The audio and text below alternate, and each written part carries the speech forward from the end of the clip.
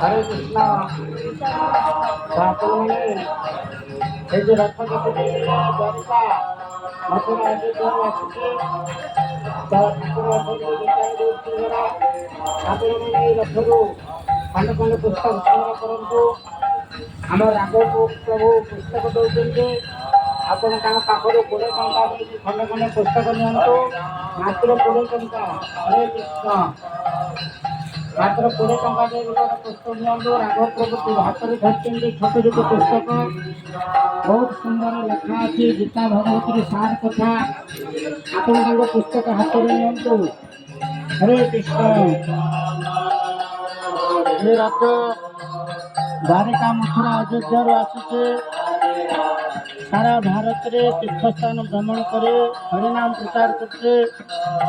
आपण मैंने रथ पाखक आसी भगवान को दर्शन करंतु प्रणाम करंतु आपण मैंने समस्ते खंड खंड पुस्तक नियंतु प्रणामत अच्छे आदुका पातु समस्ते भगवान को स्वागत करंतु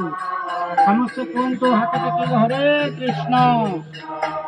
समस्त कहतु हरे कृष्ण कृष्ण कृष्ण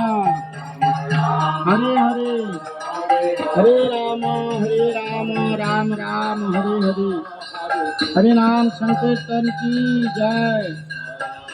सुंदर की जय हरे नाम समस्त निंदा मानंतु ठाकुर को कृष्ण बलराम गीता गोपुर हरिनाम प्रचार करते मुंडा मानंतु आतुका पांतु पुस्तक खंड खंड नियंतु हरे कृष्ण